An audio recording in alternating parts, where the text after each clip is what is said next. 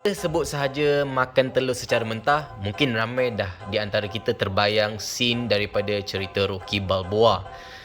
Kenapa telur makan secara mentah ni sangat famous? Kita tahu ramai antara otai-otai ataupun orang-orang lama gym, diorang tak ada sumber whey protein ataupun orang-orang di kampung. Jadi sumber protein yang paling efisien adalah daripada telur. So telur sangat tinggi dengan protein. Sebiji telur mengandungi sebanyak 6 gram protein.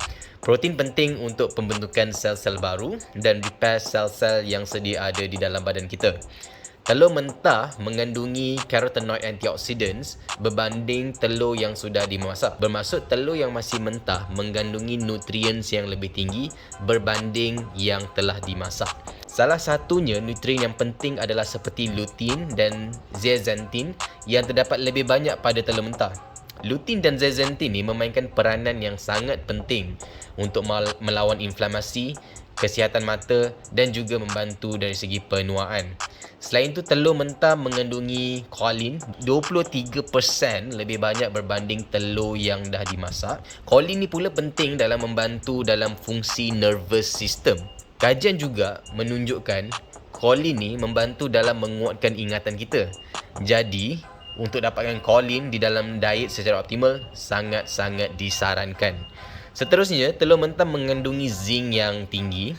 Kalau korang tahu, zinc deficiency ataupun tidak cukup zinc di dalam diet boleh menyebabkan kadar inflamasi yang tinggi yang sememangnya akan memudaratkan setiap sistem di dalam badan kita. Ada banyak sangat kelebihan yang boleh kita dapat daripada telur mentah, namun persoalan yang muncul sekarang adalah bagaimana cara untuk memilih telur yang paling selamat untuk dimakan mentah.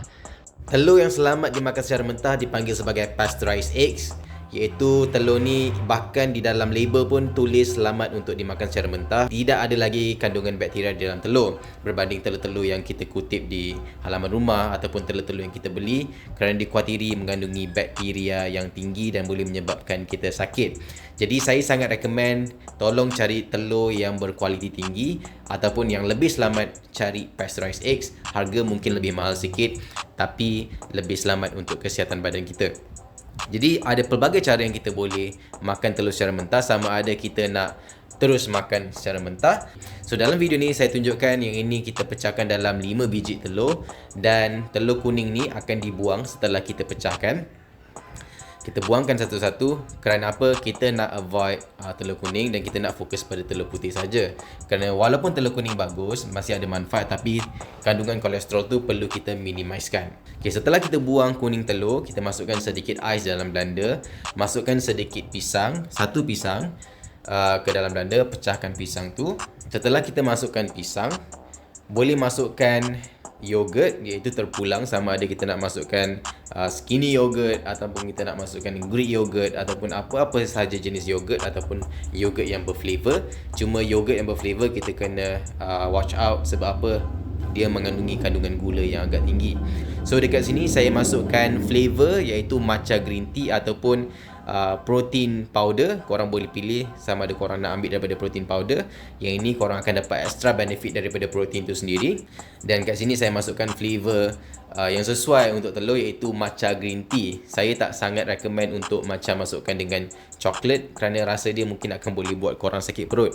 Mungkin vanilla ataupun green tea ataupun flavor-flavor buahan membantu untuk tutup rasa telur tu. Sini kita masukkan spinach dan juga akhirnya kita masukkan telur putih tadi. So masukkan ke dalam blender dan bahan-bahan ni dah pun ready untuk kita blend sampai hancur. So macam biasa kita blend saja barang-barang semua bahan-bahan tu sampai bahan-bahan tu nampak sebati. Semua bahan-bahan tadi boleh bagi kita lebih kurang dalam hampir 50 ke 60 gram protein. So dekat sini 2 orang boleh minum. So dekat sini sangat recommend kalau korang nak minum in between meals korang ataupun lepas training.